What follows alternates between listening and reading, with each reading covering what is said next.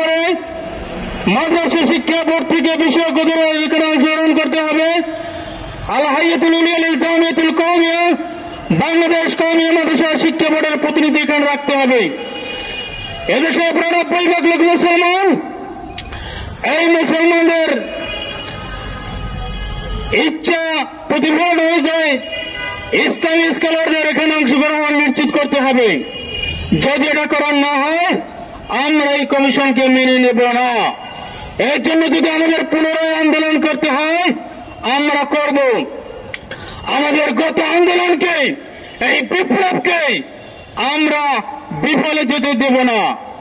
আমরা এখান থেকে দাবি করছি যারা বিতর্কিত আছেন স্বেচ্ছায় পদত্যাগ করে চলে যান।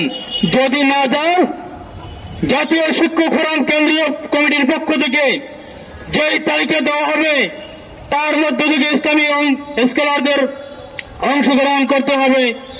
এই শিক্ষা কমিশনে তাদের রাখতে হবে, অন্যথায় আমরা এটা মেনে নিতে পারি না, মানব না ইনশাআল্লাহ। বাংলাদেশের প্রতিটি শিক্ষা প্রতিষ্ঠানে সুন্দর শিক্ষা ব্যবস্থা চালু হোক, যাতে করে মানুষ দিন, ইসলাম, সামাজিকতা সব ধরনের শিক্ষা সুন্দরভাবে শিখতে পারে।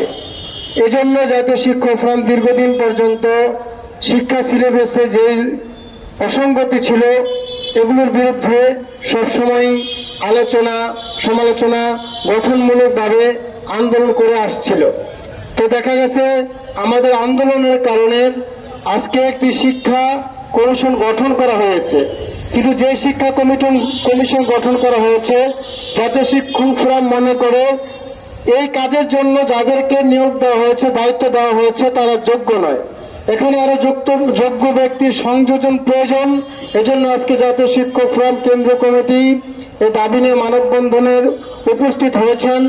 আমরা আশা করি বর্তমান যেই তত্ত্বাবধায়ক যারা আছেন, দায়িত্বে আছেন, তারা বিষয়টা গুরুত্ব সহকারে দেখবেন।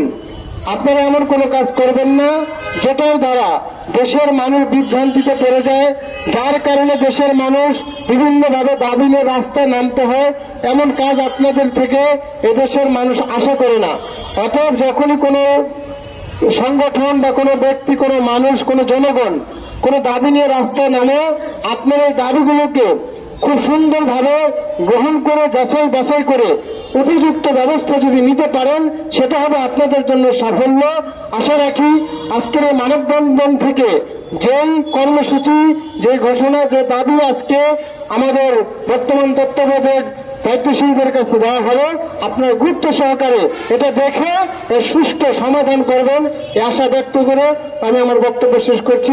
আমার তৌফিকুল্লাহ বিল্লাহ। আসসালামু আলাইকুম।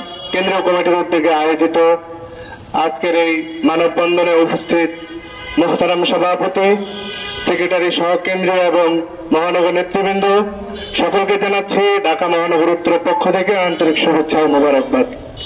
মোহতারাম উপস্থিতি, আমরা ইতিমধ্যে অবগত হয়েছি জাতীয় শিক্ষা সিলেবাস প্রণয়নের বা বাস্তবায়নের জন্য যে এনসিটিভি কর্তৃক যে কমিটি ঘোষণা করা হয়েছে, এতে মুসলিম স্বাধীন দেশে ৯২ মুসলমানদের দেশে পাঠ্যপুস্তক তৈরির জন্য যে দেশে ইসলামী স্কলারদের রাখা হয় না, তার মানে এখানে ইসলামী স্কলারদের অবজ্ঞা করা হয়েছে।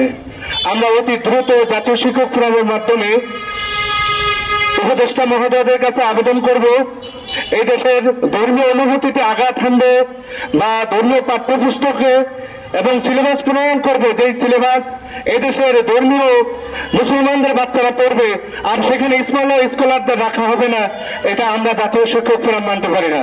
অতএব আমরা অতি দ্রুত দাবি জানাচ্ছি যেন এই কমিটিতে ইসলামী স্কলারদের রাখা হয় এবং যারা বিগত দিনে নাস্তিক্যবাদী উপাধি পেয়ে কমিটিতে আছে তাদেরকে অনতিবিলম্বে কমিটি থেকে বহিষ্কার করা হয়।